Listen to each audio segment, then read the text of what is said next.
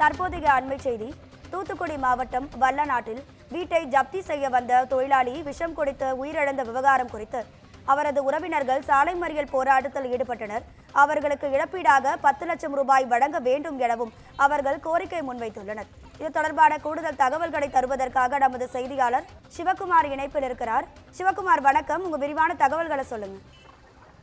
வல்லநாடு பகுதியை சார்ந்தவர் சங்கரன். இவர் கூலி தொழிலாளியான இவர் தூத்துக்குடியில் உள்ள ஒரு ஆப்டாஸ் அப்படிங்கிற தனியார் நிதி நிறுவனத்துல கடந்த சில வருடங்களுக்கு முன்பு என்ன பண்ணிருக்கிறாருன்னா 5,10,000 ரூபாய் கடன் வாங்கி இருக்கிறாரு. இதுல என்ன பண்ணிருக்கிறாங்கன்னா, கடந்த 2 வருடங்களுக்கு முன்பு வரை ஏறத்தாழ 2,50,000 லட்சம் ரூபாய் அவங்க வட்டி முதல் இலட்சத்து கட்டி இருக்கிறாங்க.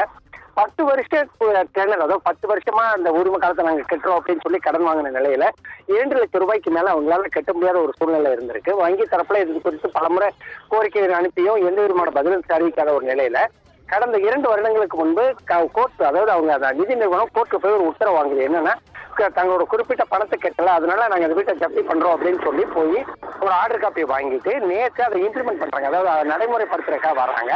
நடைமுறைப்படுத்துறதுக்காக வரக்கூடிய ஒரு நிலையில நேற்று மாலை ஒரு 2 மணி அளவுல வர்றாங்க.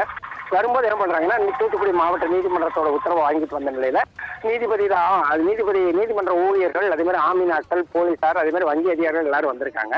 இந்நிலையில வீட்டுல இருந்த சங்கரனும் அவரது மனைவி பத்திரகாளி என்ன பண்றாங்க, வங்கி அதிகாரிகள் முன்னாடி விஷம் குடித்ததா சொல்லி கூறி அதன் அடிப்படையில் தெரிவிக்கிறாங்க.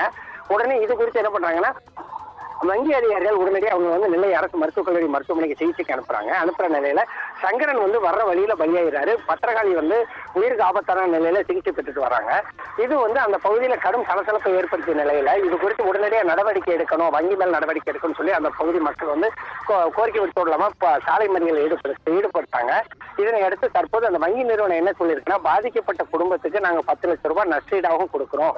அதே மாதிரி வங்கி கடனையும் தள்ளுபடி பண்றது, அந்த வீட்டின் பேர்ல வாங்கப்பட்ட வங்கி கடனை தள்ளுபடி பண்றதுக்கு உண்டான பூர்வாங்க முயற்சிகளை எடுக்கிறோம் அப்படின்னு சொல்லி அறிவிச்சதை அடுத்து தற்போது அதனோட மறியல்களை கைவிடப்பட்டிருக்குது.